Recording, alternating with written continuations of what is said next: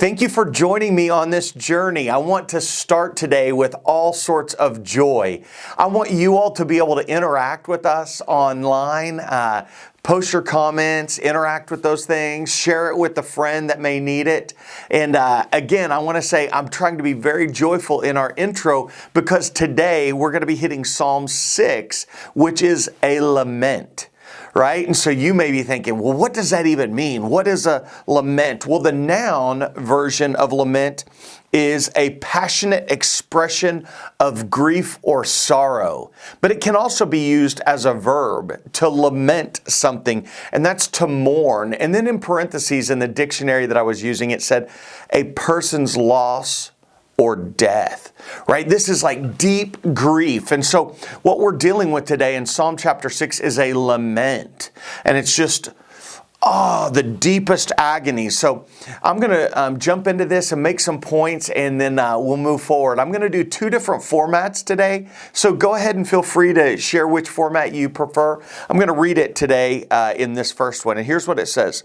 O Lord, rebuke me not in your anger, nor discipline me in your wrath. Be gracious to me, O Lord, for I am languishing. Heal me, O Lord, for my bones are troubled. My soul also is greatly troubled. But you, O Lord, how long?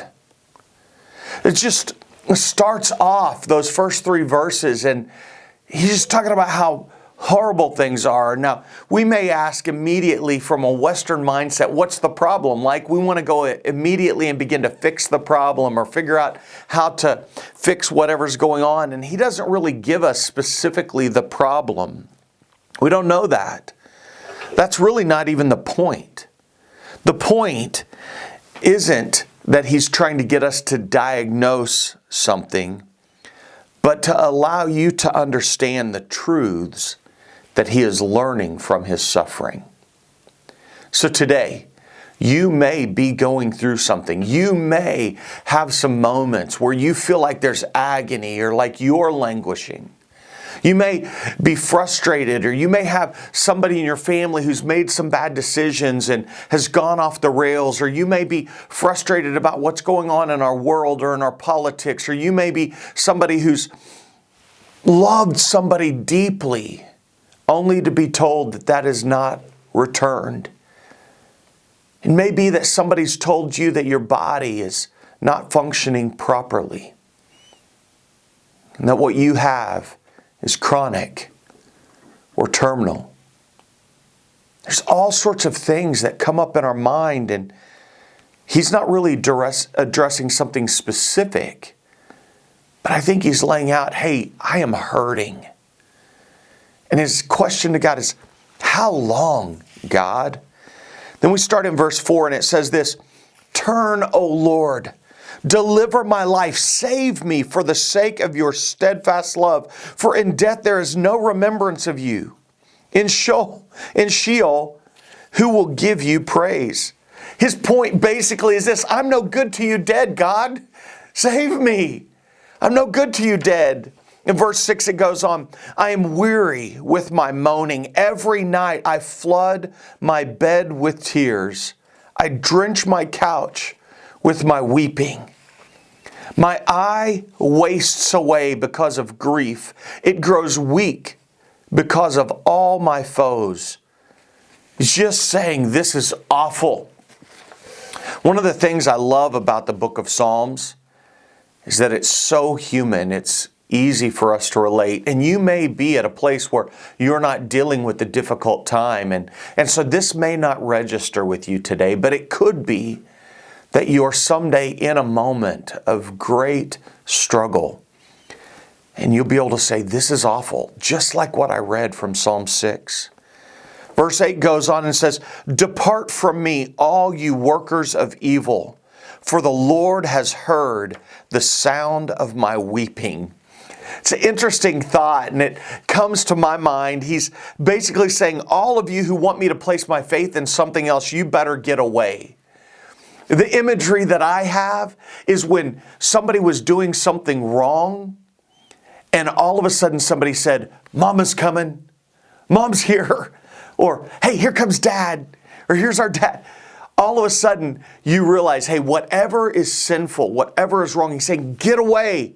Because the one who's about to do something about it is coming to our aid. Here's a video that I want to throw in here and let you see about how a mama bear protects her cubs.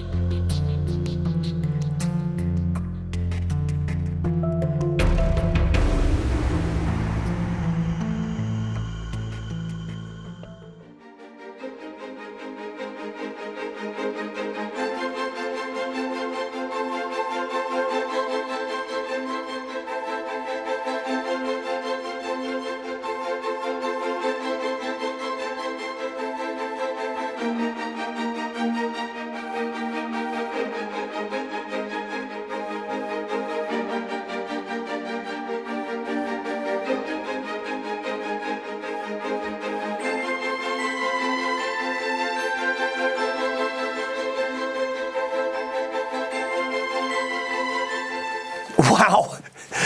When you begin to see that video and you realize that mama bear was not going to allow her cubs to be put in jeopardy. And then you realize when God is coming to your aid, you have a strong hope. Even in the midst of your difficulty, even when things are hard, you know you have hope. Verse 9 goes on and says this, the Lord has heard my plea. The Lord accepts my prayer. God has heard me is the point. The point is, even in the midst of all of this struggle, God has heard me. Verse 10 goes on and says, all my enemies shall be ashamed and greatly troubled. They shall turn back and be put to shame in a moment. The point is this, God is faithful. So at the beginning, we were saying, hey, what's the problem? What's he struggling with? And I said, that's not what matters. What matters is what he's learning from his suffering. What I want you to see here is that he rests in this truth. God is faithful. God will come through. I'm praying that for you. I'm hoping that for you. If you have a prayer request, please let us know.